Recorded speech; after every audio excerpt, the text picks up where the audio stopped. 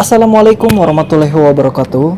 Saya Muhammad Dafazi dan Zubair dan teman saya Bukhari Muslim Dedullah dan juga Khairul Muhammad dari kelompok 9 yang akan membahas bab 10 yaitu tentang media komunikasi. Langsung saja kita mulai. Yang pertama adalah penjelasan media komunikasi secara umum. Media komunikasi adalah semua sarana yang dipergunakan untuk mengkomunikasikan pesan.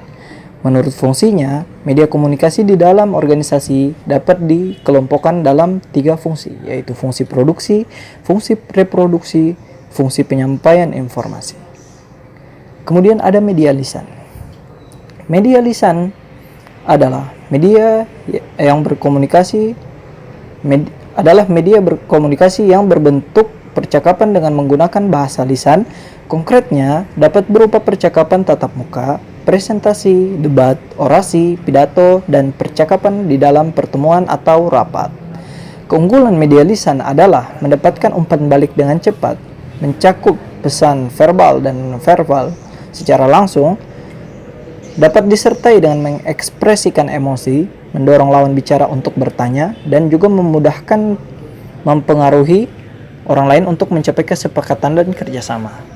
Selanjutnya ada media tulis. Media tulis adalah media komunikasi yang menampung pesan komunikasi berupa tulisan atau naskah.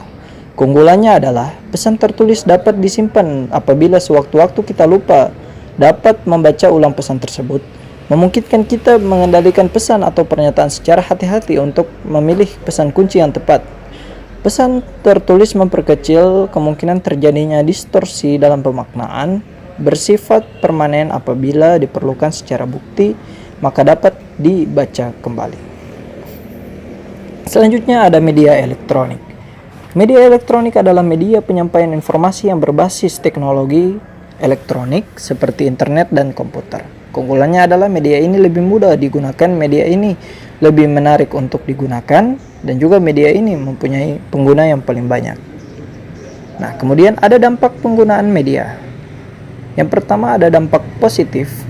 Dampak positif yaitu memfasilitasi umpan balik, mempermudah pengiriman pesan, mengurangi kelakuan struktur birokrasi, memungkinkan terjadinya desentralisasi pengambilan keputusan. Dan di sebelahnya ada dampak negatif, yang dimana para karyawan kehilangan kesempatan untuk komunikasi interpersonal sehingga membentuk karakter yang akrab, dan juga media komunikasi terutama teknologi yang baru, canggih, dan harganya mahal dapat mempertajam kesenjangan antara kelompok yang miskin informasi. Penggunaan media komunikasi dapat mengancam privasi juga. Seringkali terjadi pemborosan anggaran kantor. Pembangunan dan perkembangan media komunikasi massa. Pembangunan adalah suatu proses yang dilakukan secara terus-menerus pada suatu wilayah dari waktu ke waktu dalam rangka mencapai peningkatan kehidupan dan kesejahteraan, baik dari sisi material maupun non-material. Kemudian ada fungsi edukasi media massa. Keberhasilan proses pembangunan memerlukan dukungan dari berbagai pihak. Beberapa di antaranya adalah fungsi edukasi, fungsi informasi, fungsi hiburan, dan juga fungsi pengaruh dalam pembuatan keputusan.